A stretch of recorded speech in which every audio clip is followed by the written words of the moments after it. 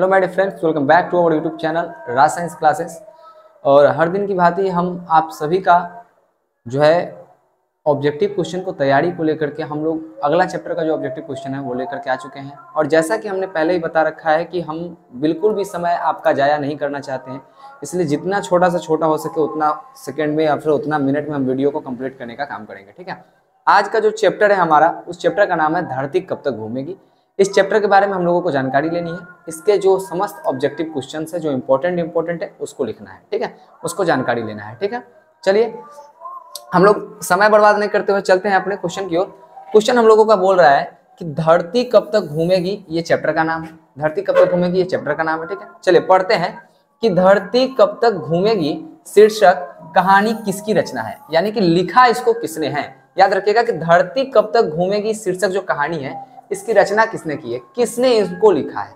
याद रखिएगा इसको लिखा है सावरदैया ने। किसने लिखा है? सावरदैया। किसने लिखा है?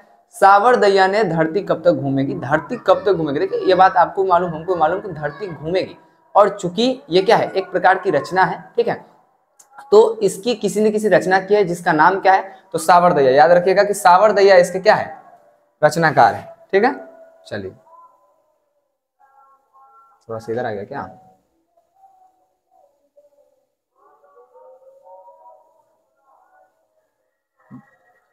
नेटवर्क को लेकर के थोड़ा सा कुछ इशू है। चलिए अगला क्वेश्चन हम लोग पढ़ते हैं।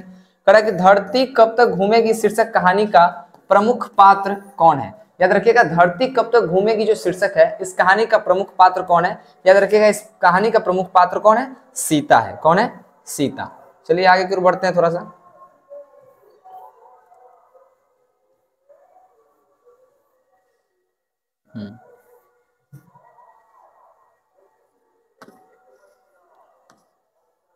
आगे की बढ़ते हैं। थर्ड क्वेश्चन है कि धरती कब तक घूमेगी शीर्षक कहानी कहां से संकलित है, किस चैप्टर से, सॉरी कहां से संकलित है। तो याद रखिएगा ये जो है समकालीन भारतीय साहित्य से संकलित है। कहां से है?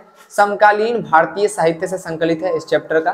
ठीक है, अगला क्वेश्चन है कि धरती कब तक घूमेगी यह कैसी कहानी है। धरती कब तक घूमेगी यह कैसी कहानी है भाई, तो याद रखिएगा धरती कब तक घूमेगी यह सामाजिक कहानी है। कैसी कहानी है? सामाजिक कहानी है। ठीक है, समझ में आ रहा है कि नहीं आ रहा है? अगला क्वेश्चन पर हम लोग बढ़ते हैं।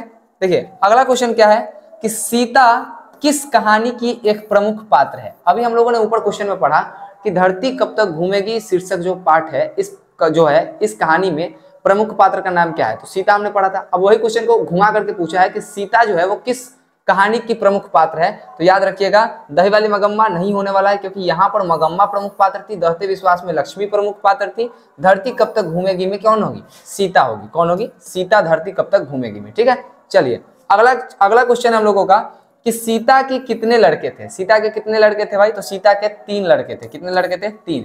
इससे एक चैप्टर और था जिसमें माँ के बारे में पढ़ना था। तो माँ की कितनी संतानें थी, उसमें माँ की 4 संतानें थी जिसमें से 2 लड़की थी। ठीक है, चलिए आगे की ओर हम लोग पढ़ते हैं कि सीता के कितने लड़के थे भाई, तो सीता के 3 लड़के थे। चलिए अगला क्वेश्चन है, 7 नंबर क्वेश्चन है कि सीता क्या खुरचने लगी। सीता जो है वो क्या खुरचने लगी थी, तो सीता जो है जमीन खुरचने लगी थी। क्या खुरचने लगी थी? सीता जो है वो जमीन खुरचने लगी थी। ठीक है, अगला क्वेश्चन कि सीता के बड़े लड़के का नाम क्या था, तो सीता के बड़े लड़के का नाम था कैलाश। क्या नाम था भैया? सीता के बड़े लड़के का नाम था कैलाश। कैलाश ऐसे होता है।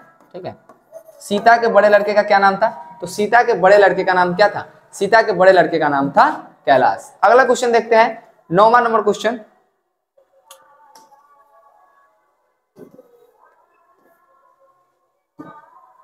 चलिए 9वां नंबर क्वेश्चन देखते हैं। 9 नंबर क्वेश्चन क्या है कि सीता का कौन लड़का हमेशा चुप रहता था। सीता का कौन जो लड़का था वो क्या रहता था? हमेशा चुप रहता था। तो याद रखिएगा सीता का जो लड़का था वो बिज्जू हमेशा चुप रहता था। क्या कौन चुप रहता था? बिज्जू। कौन? बिज्जू। 10 नंबर क्वेश्चन क्या है वो समझने का प्रयास कीजिए। 10वां नंबर क्वेश्चन है कि सीता को किसने रसमलाई भेजी थी। रसमलाई किसने भेजी थी भाई, तो सीता को रसमलाई भेजी थी नारायण की पत्नी ने। किसने भेजी थी? नारायण की पत्नी ने सीता को क्या किया था? रसमलाई भेजा था। अगला क्वेश्चन क्या है वो समझिए। कह रहा है कि सीता रुआसी क्यों हो गई थी। रुआसी कहने का मतलब है कि सीता जो है वो रोने रोने जैसा क्यों हो गई थी। याद रखिएगा तो सीता जो है वो रोने रोने के जैसा क्यों हो गई थी, तो वो हो गई थी अपने काला ओढ़ना देखकर। किसका? ओढ़ना। ओढ़ना कहने का मतलब है ओढ़ने वाला। ठीक है, चलिए आगे की ओर बढ़ते हैं। 12 नंबर क्वेश्चन क्या है कि सीता के हाथ में अब क्या नहीं था? तो सीता के हाथ में जीना नहीं था, देखो सीता के हाथ में मरना नहीं था, क्या नहीं था? सीता के हाथ में अब मरना नहीं रह गया था, ठीक है। अगला क्वेश्चन है कि सीता के बेटों ने सीता को कितने रुपए माहवारी खर्च देने का निर्णय किया? माहवारी खर्च देने का निर्णय करने का मतलब है जैसे कि कोई अलग उलग होता है तो अलग होने के बाद जो होता है, माहवारी कहने का मतलब है कि महीने महीने में जो खर्चा देना होता है उसी को क्या बोलते हैं। तो सीता के लड़कों ने उन्हें कितने कितने रुपए माहवारी खर्च देने के लिए बात की थी? तो 50 रुपये माहवारी। कितना रुपये माहवारी? 50 रुपये जो था वो माहवारी देने के लिए सीता के लड़कों ने बात किया था, ठीक है। अगला क्वेश्चन है, चलिए अगला क्वेश्चन है 14 नंबर कि अगले दिन सीता ने, थोड़ा सा लगता है बड़ा हो गया है, इसको थोड़ा सा छोटा कर लेते हैं हम लोग, चलिए कर रहा है। अगले दिन सीता ने क्या किया? तो अगले दिन सीता ने क्या किया था भाई? तो अगले दिन सीता ने किया था, घर छोड़ दी। क्या कर दी? वो घर छोड़ करके चली गई, ठीक है। तो अगले दिन सीता ने क्या किया? अगले दिन सीता ने घर छोड़ दिया। अगला क्वेश्चन है कि आज सीता के चारों ओर खुली डैश डैश थी। तो देखिए घर छोड़ करके गई थी तो सीता के चारों ओर क्या थी? खुली हवा थी। कौन सी थी? खुली हवा। अगर वो घर में रहती थी तो उसको मानना था कि चार दीवारी है ये, ठीक है। तो सीता जब घर से बाहर निकली तो उसको पास चारों तरफ क्या थी? खुली हवाएं थी। अगला क्वेश्चन है कि सावर दैया किस पाठ के कथाकार है बच्चे? देखो तो सावर दैया जो है, अभी हमने बताया कि सावर दैया जो है वो धरती कब तक घूमेगी चैप्टर के क्या है? कथाकार है, ठीक है। 17 नंबर क्वेश्चन है कि सावर दैया किस भाषा के प्रमुख कहानीकार है? याद रखिएगा सावर दैया ने किस भाषा के प्रमुख, मतलब देखो जिस भाषा में जो लिखता है और जिस भाषा में जो फेमस होता है उसी को बोलते हैं प्रमुख कथाकार। तो इनका जो प्रमुख भाषा था, कहानीकार जो थे, ये थे किस भाषा के? ये राजस्थानी के भाषा के थे। कौन सी भाषा के थे? राजस्थानी भाषा के, ठीक है। अगला क्वेश्चन है कि तीन बेटे डैश डैश दो वक्त की रोटी डैश डैश एक माँ किसकी कहानी की पंक्ति है? देखिएगा तीन बेटे डैश डैश दो वक्त की रोटी डैश डैश एक माँ, ठीक है। देखो तीन बेटा था, देखो ये चीज घर घर की कहानी है। देखो माँ पाल पोस करके बड़ा कर देती है, ठीक है। माँ और पिताजी मिल करके पाल पोस करके 4-5 बच्चों को बड़ा कर सकते हैं, ठीक है। लेकिन 4-5 बच्चे वही मिल करके बाद में जब बड़े हो जाते हैं, उनका जब शादी विवाह हो जाता है तो उनसे एक माँ और एक पिता नहीं पाला पोसा जाता है। पाला पोसा क्या बोल सकते हैं हम उसको? उनका ख्याल नहीं रखा जा सकता है, हम ऐसा बोल सकते हैं, ठीक है। तो ये होता है। तो वही इसी पंक्ति से सीता को जो तीन बेटे थे उन्होंने माहवारी खर्च देने का बात किया था 50-50 रुपये महीने, ठीक है। लेकिन उन्होंने उनका ख्याल रखने का बात बिल्कुल नहीं कहा था, ठीक है। तो ये पंक्ति जो किस चैप्टर से हो जाएगी भाई? ये चैप्टर हो जाएगा धरती कब तक घूमेगी से, ठीक है। अगला क्वेश्चन है नाहर सिंह जी वाले दिन खाना खाते हुए सीता को क्या बिल्कुल फीकी लगी?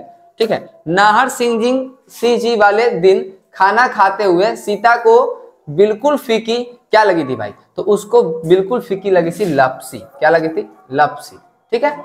चलिए अगला क्वेश्चन पढ़ते हैं 20 नंबर कि बी सवाल किस चीज का है? सवाल किस चीज का है? तो देखिए सवाल हमेशा किस चीज का होता है? रोटी का ही होता है। किसका होता है? रोटी का सवाल होता है। कहोगे सर सवाल रोटी का ही क्यों होता है? देखिए हम यहाँ पे काम कर रहे हैं, आप पढ़ रहे हैं, सवाल किस चीज का है? पेट का। और पेट में जाने वाला क्या है? रोटी ही जाने वाला है कि नहीं है? हाँ, कितना बच्चा बोलेगा सर हम भात खाते हैं, राइस खाते हैं, चावल खाते हैं। खाओ बच्चों।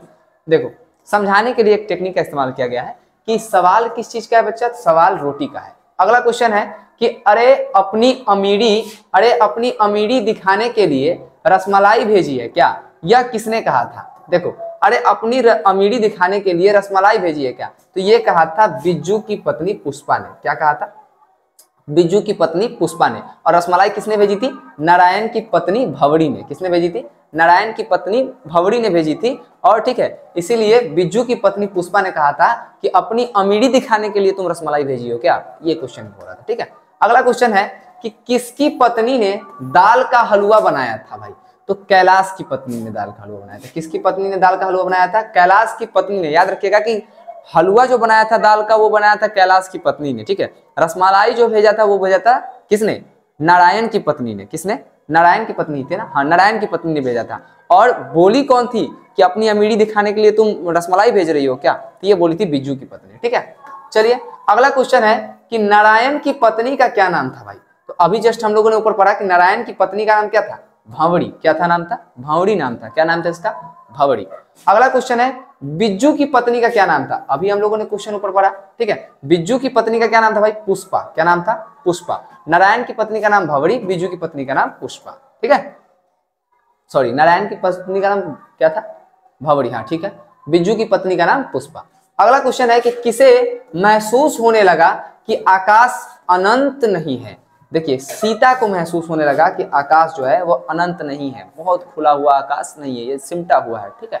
अगला क्वेश्चन है 26 नंबर कि भूनती हुई दाल देखकर सीता को लगा कि वह भी डैश डैश जा रही है, तो वो भी भुनी जा रही है। क्या लगा उसको?